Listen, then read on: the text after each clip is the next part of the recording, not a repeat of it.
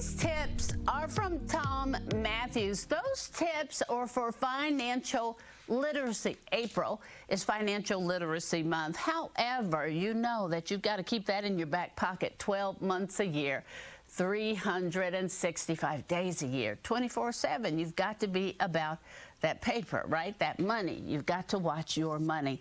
Tom joining us now to give us this information. He is the author of the book, How Money Works, also a certified financial educator. Tom, why is money so hard? I mean, money is just so hard. Why is that?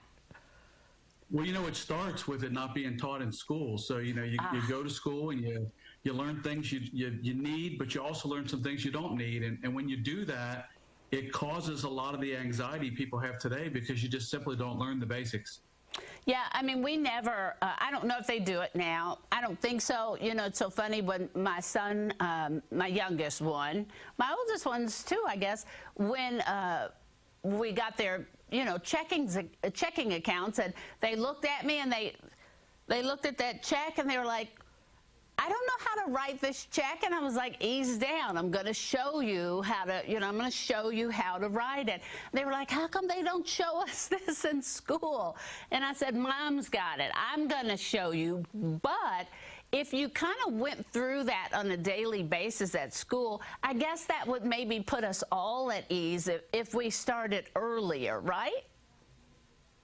Well, you know certain things, like when you go to the bank, the interest rate's low, but you don't know what low means.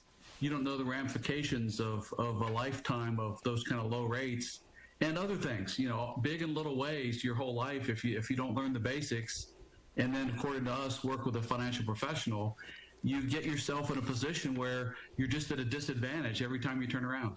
I don't know that folks really know much about interest rates. I just don't. I don't think your average person knows a lot about interest rates. And I was just looking at some of the information on things that you teach, and I don't want to put words in your mouth, but do you believe that wealthy people look at money a little differently than your average person? Well, I think they do, because the first thing is they have a working knowledge about money. All successful people know how money works. They just do. And most of the time, unsuccessful people don't, and certainly not as well. And when you apply those principles to your life and to your finances, it changes the way your money turns out. Well, I do a segment called Make Ends Meet. So I try to do this on a daily basis, teach little things like, please learn this, so you're able to just be financially fit, because it's amazing when you are financially fit how the rest of your whole life just kind of falls into place, because you don't have that pent-up worry.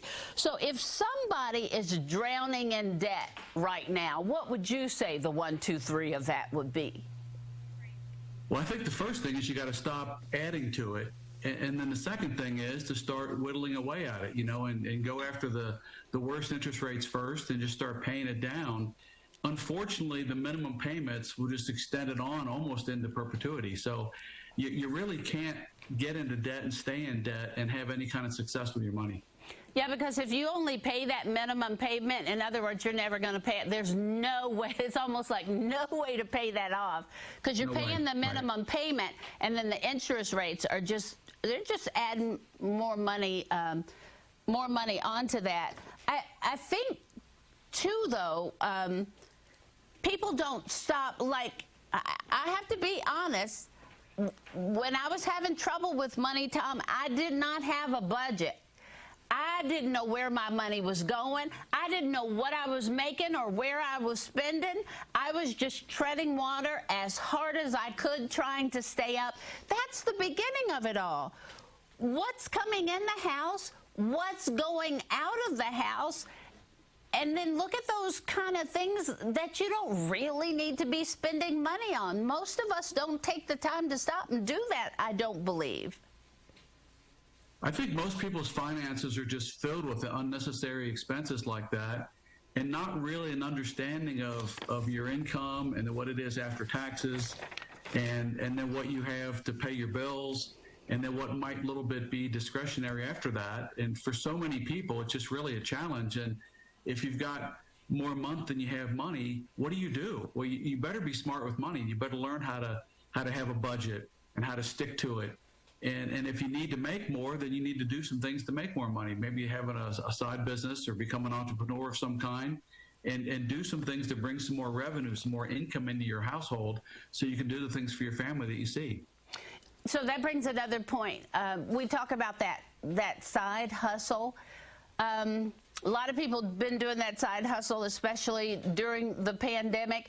Are there things to watch in that side hustle is going to bring in some more money, but how do we make sure that people don't do that side hustle and then not take taxes out of that and then end up in big trouble?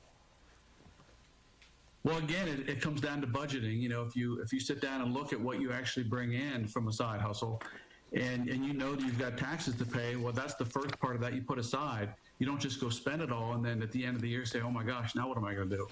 And it's really a challenge. But the essence of any side hustle is finding a problem to solve. There is some problem somebody has that they would love to have you bring a solution to, and that becomes the opportunity you can use to build a business for yourself. Tom, if we want to keep up with you, we can go to howmoneyworks.com, right? Sure can. You can go to howmoneyworks.com/learn more. All right. And the book again, How Money Works. Again, Tom Mathews is a certified financial educator. Tom, did we forget anything? We've run out of time. Did we forget anything you want to make sure that you add? You know, all I would say to you is get the basics, you know, learn this stuff that you didn't learn in school, and then work with a financial professional to put all the things in place you need to be successful with your money. Yeah, because you don't have to be rich in order to have somebody help you figure that out. Yeah, yeah. Exactly. All right, Tom, thank you. We appreciate you, and happy Financial Literacy Month. Thanks, Dawn. All right. Tom Mathews, again, we appreciate him and the help he's giving. Everybody hang on. Louisville Slugger Museum, they're in the